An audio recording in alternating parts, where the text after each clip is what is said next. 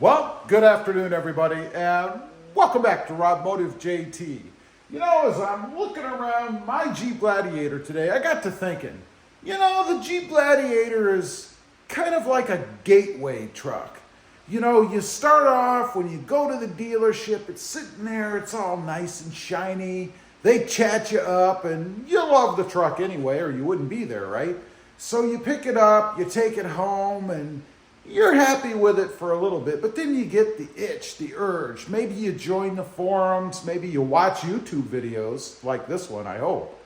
And you start to think, there are some things I can do, mods, accessories, and things I can add, and I'm only going to do a couple. I've heard this a lot of times from people, they started out, they added something simple like, I don't know, maybe a seat stuffer, maybe seat covers, maybe they tinted the windows, whatever.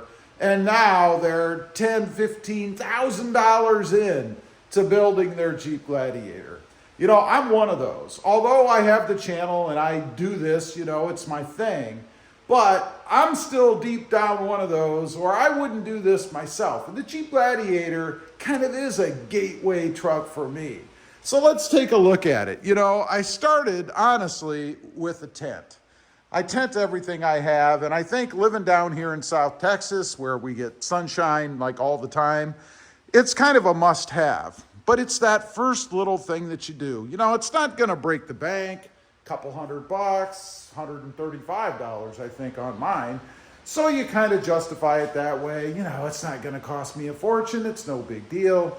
Well, after you have the tent done, then you see all the other Gladiators and Jeeps out there driving on the road, and you see their nice wheels and tires, the more aggressive wheels and tires. Now, let me say the Gladiator Mojave does come with a decent set of wheels and tires. This one actually came with black wheels. I'll show you guys, they're in the fuel boxes, which are what's on the truck right now. But the wheels that it came with, they weren't too bad. You can see them down there, nice painted black wheels, but they just don't have that bling that the aftermarketers have, right? They know what they're doing. They catch you with these nice, cool looking wheels. But if you're going to do that, well, then you have to go to a nice, aggressive tire, something that looks good on the truck that pops out a little bit. So about $2,300 later, a far cry from that $135 that you spent for the tent, you've got some nice, awesome looking aggressive wheels and tires on the truck. And that'll satisfy you for a little bit, but it's that gateway truck, right? Now there's other things you need to do. Looking at mine, I thought, it looks pretty cool with the steps on the side. So we added some steps to it, and it looks pretty darn good. I think the whole look of the truck with the steps is pretty awesome, whether you use them or not. Honestly, I can go both ways now that I've had them. It's one of those things that you can do yourself, not too difficult. Cost-wise, depending on what you get, anywhere from $400 to $700, $800. Less than that $2,300 you just spent for wheels and tires. So you're actually saving a little money, right? Next up, light bars, sport bars, some kind of bar for the back. I love the look of the sport bar on the truck. I think it's pretty cool. You can get all different kinds, of course. There are headache racks and all kinds of things you can put on the back. I have a different flavor on the back of my Tacoma out there, a little bit thicker. This one I thought would look better, sleeker, whatever, with a little bit thinner bar. So I did that. Again, a few $100, you're going to stop there, right?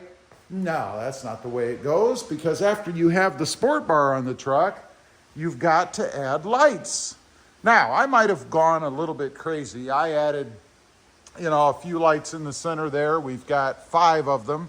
But then I thought I'd get a little creative and add some sort of a turn signal light up there, because after all, I had more space. So why not do that?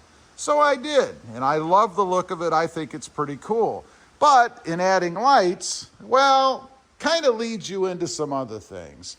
I went with the Voss Switch underneath the hood. That's the controller. I'll show you that. We'll pop the hood. Why not? We're into it. Let's take a look. Let's see, let me set you down. Got to do this with two hands. This is a heavy, heavy hood on here. But what I'm talking about, of course, is right over there, the Voss Switch. And by the way, we do have the cold air intake. We'll get to that in just a minute.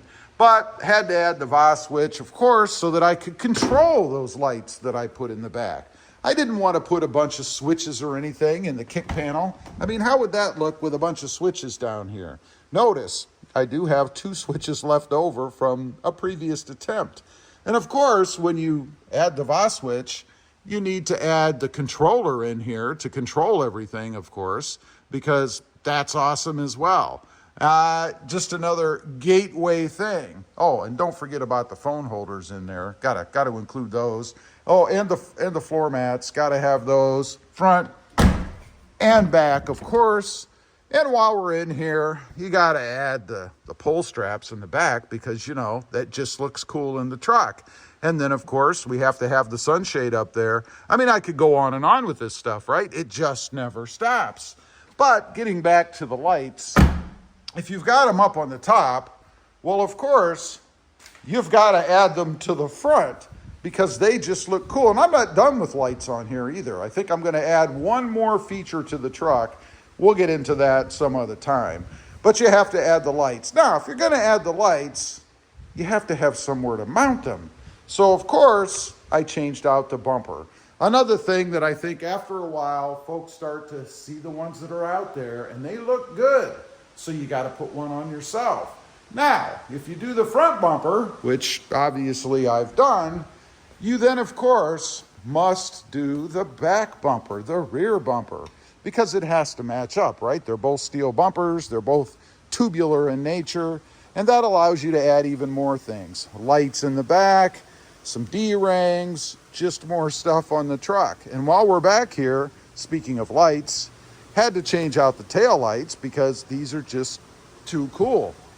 In the bed, a pretty simple thing, and this is something that I think should just come with the truck. It's a must-have. And of course, it's the bed mat. Got to have that back there to keep things where you want them to be. Keeps things from sliding all over the place, and it looks good back here too. Oh, by the way, looks like we have a plane coming over. So anyway, the Jeep Gladiator, or Jeep in general, really is just a gateway truck, you know? Once you get started and you start adding things to it, if you're like me, it becomes addicting. You just can't stop. And don't forget about exhaust, the cold air intake that I mentioned, and also the lift.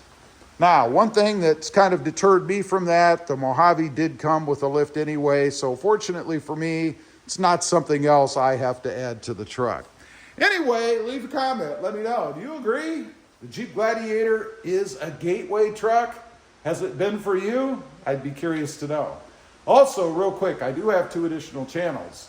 Mod Driven, right now, all about my new, to me, Honda Civic Sport 6-speed manual. Love that car. And Rob Motive, all about the Toyota Tacoma. Another gateway truck. Check them out, and if you're interested, why not subscribe? And while you're at it, smash the subscribe button here too. Thanks for watching. Stay safe out there. Bye.